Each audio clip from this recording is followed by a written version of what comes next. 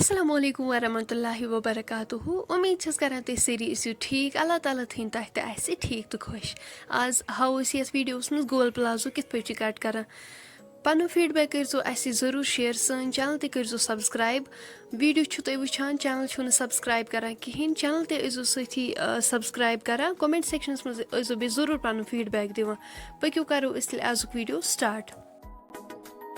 यपर new शलवारस खतर कपुर ये core इस गोडनेथ इत पे डबल एम पत छ इस मेजरमेंट वुछिन क्षेत्र छ एमिस शलवार लगा क्षेत्र थवन तैयार 4 इंच थो एक्स्ट्रा 2 इंच थो पे इलास्टिक खतर 2 इंच थो बन फोल्डिंग खतर त्रो मार्क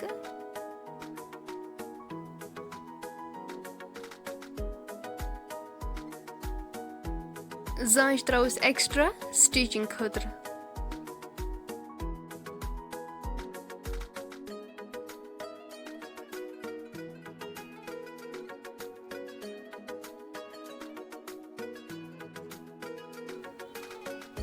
टोटल थो ऐसे 40 इंचेस तो ये वुचित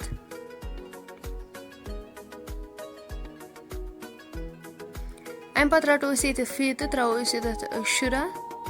शुरा इंच नश त्रो ये मार्क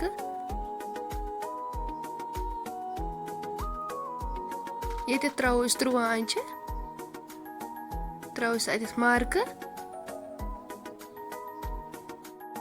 यह मेजरमेंटस पे डिपेंड कमिस कूता लगान तूता इंसान त्रावा ये त्रो 13 इंच कस लगान अम नश कम कस लगान अम नश ज्यादा ये त्रो 2 इंच अम नश अलाव वन त्रो स्केल सत गो निशान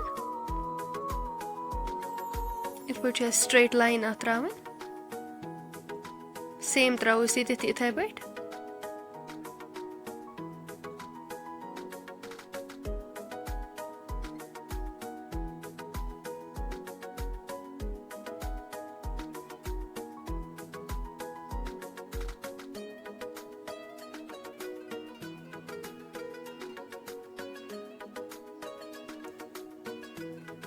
ये थो 9.5 मूर बन कन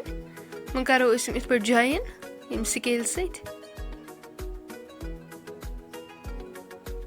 त्रो यपर मार्क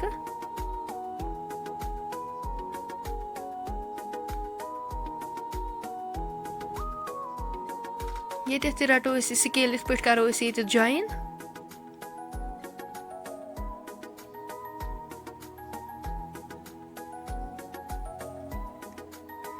वन अमिच कटिंग करें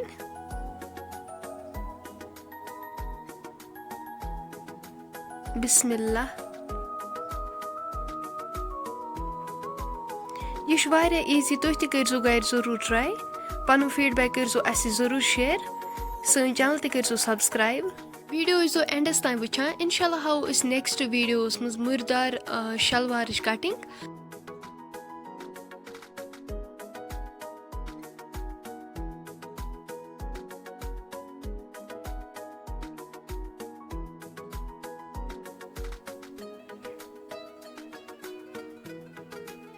शलवारस मकलो कटिंग कर वन अगर तुम सोन आजुक वीडियो पसंद आमुत सन यूट्यूब चैनल करो सब्सक्राइब वीडियो करो लाइक शेयर कमेंट सेक्शनस मज दीजो पन फीडबैक इंशाल्लाह मिलो नेक्स्ट वीडियोस मज अल्लाह हाफिज।